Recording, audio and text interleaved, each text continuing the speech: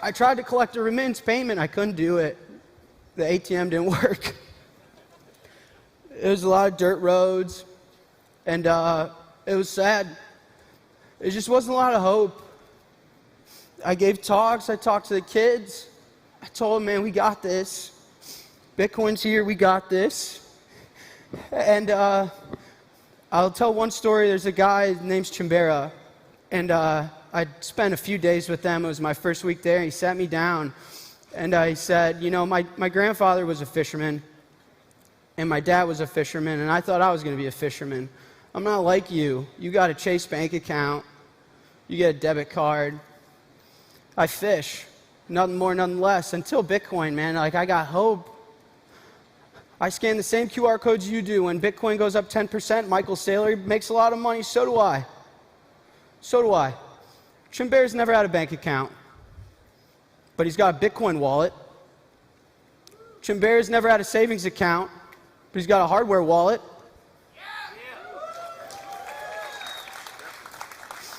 Chimbera saw that this is financial inclusion, that this is a network and a monetary system that doesn't hold any bias, and there's no intermediary that could tell him that he's not allowed.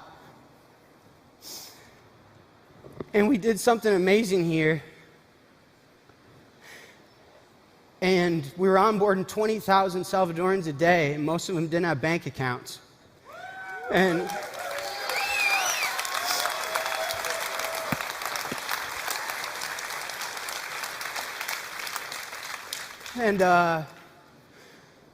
boy, the remittance was free. Remittance was instant. Lightning Network works, man. The Lightning Network works. And in real time, we were improving the GDP of the country. And so then I got a message on behalf of the president of the country. And he wanted to talk. And I called my dad. Just gonna piss my pants.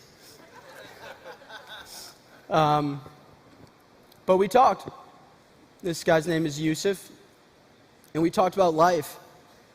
We talked about anime. We talked about how to provide a high quality of life to everyone in the world, about financial inclusivity, about human freedoms and where we lost them and how we can reinstill them. We talked about the world we want to live in and the fact that we build the tools that shape the world that we end up living in. And I met more of the government. And I became friends with the security guards. It's a big rifle. And they dropped some really heavy stuff on me. Over 70% of the active population in El Salvador doesn't have a bank account. They're not in the financial system.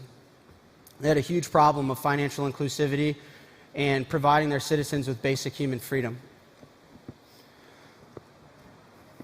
And so they asked me to help write a bill, and that they viewed Bitcoin as a world-class currency, and that we needed to put together a Bitcoin plan to help these people and give them hope and give them a quality of life, and that you can live where you're born in, you don't have to leave, and when you send money home, they're not going to take fucking half of it.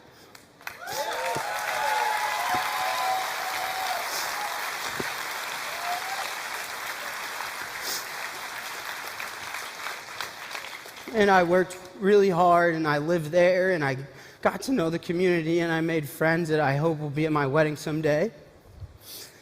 And so with all that being said, I'd like to invite now someone I've spent some time with to share a message.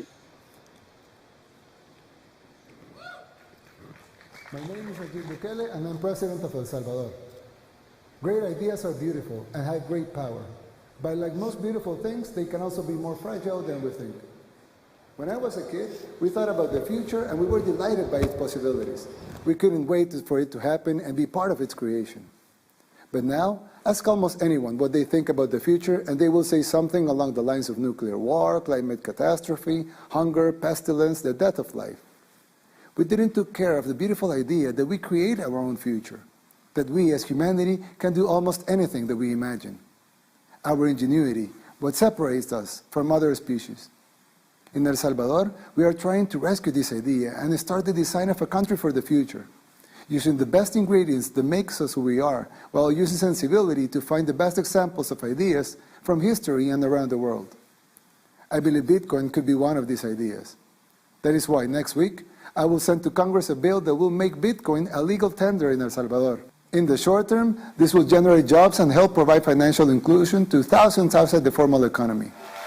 And in the medium and long term, we hope that this small decision can help us push humanity at least a tiny bit into the right direction.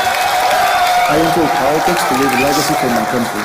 But while doing it, and by working with like-minded people, maybe we can help create a legacy for the world.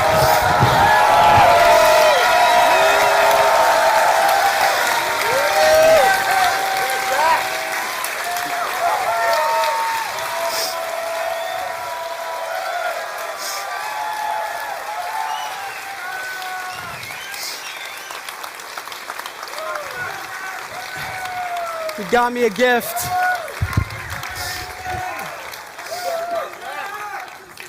He got me a gift, a soccer jersey. It's pretty sick. I want to read my favorite part from the proposed bill. Central banks are increasingly taking actions that may cause harm to the economic stability of El Salvador. That in order to mitigate the negative impact from central banks, it becomes necessary to authorize the circulation of a digital currency with a supply that cannot be controlled by any central bank and is only altered in accord with the objective and calculable criteria.